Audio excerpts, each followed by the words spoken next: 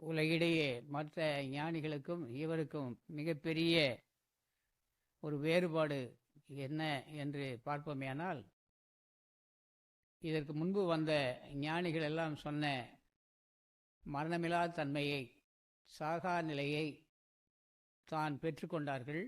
சென்ற நூற்றாண்டிலே பெற்றுக்கொண்டவர் வள்ளல் பெருமான்.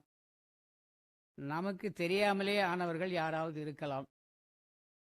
வள்ளல் பெருமான் இந்த உலகம் அறிய மண் செய்து கொண்ட உலகத்தில் நான் மட்டுமே வான் செய்து கொண்டேன் என்று சொன்னார்கள்.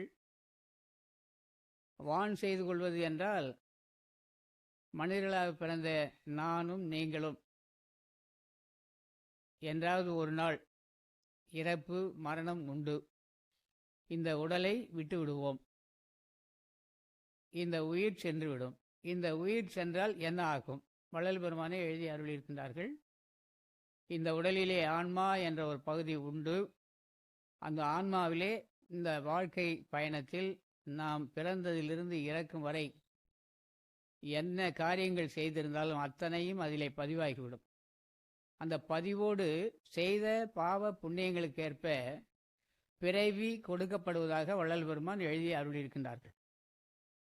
இந்த பிறப்பில் நாம் அடைய வேண்டிய ஆன்ம லாபம் எது என்று அறிய வேண்டில், மரணமில்லாது வாழ்வதற்காகத்தான் மனிதனாக பிறந்தோம் என்பது வள்ளல் பெருமானுடைய சத்தியமான மிக உறுதியான ஒரு உறுதிப்பாடு நமக்கெல்லாம் கொடுக்கிறார்.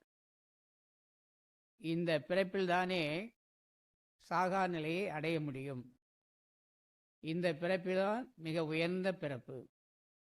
இது இயற்கை நமக்கு எதனால் கொடுக்கப்பட்டது என்றால், நாம் இந்த பிறப்பில்தான் அடைய வேண்டிய ஆன்ம லாபத்தை அடைய முடியும். ஆன்மாவுக்கு நஷ்டத்தை உண்டாக்காமல் லாபத்தை உண்டாக்கி கொள்வதற்கு வழி சொன்னார் வள்ளல் பெருமான். அப்படி சொல்லுகின்ற பொழுது 1874ஆம் ஆண்டு வள்ளல் பெருமான் மேட்டுக்குப்பம் சித்திவளாக திருவறையிலே தன்னை அறைக்குள் சென்று தன்னை காணாமல் செய்து கொண்டார். அரசாங்கம் பார்த்தது. அவநம்பிக்கை அடையாமல் வள்ளல் பெருமான் காணாமல் போய்விட்டார். அதுதான் அரசாங்கத்தால் கொடுக்கப்பட்ட சான்று.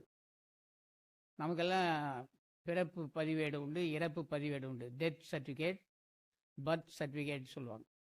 இது இரண்டுமே வள்ளல் பெருமானுக்கு பிறப்பு சான்றிதழ் உண்டு. இறப்பு சான்றிதழ் வள்ளல் பெருமானுக்கு இல்லை. சாவை தடுத்து விட்டார். சாத்தியப்படுமா என்றால், வள்ளல் பெருமான் சொல்லுகின்ற நெறியிலே வாழ்வோமேயானால் அந்த நிலையை நாம் அடைய முடியும்.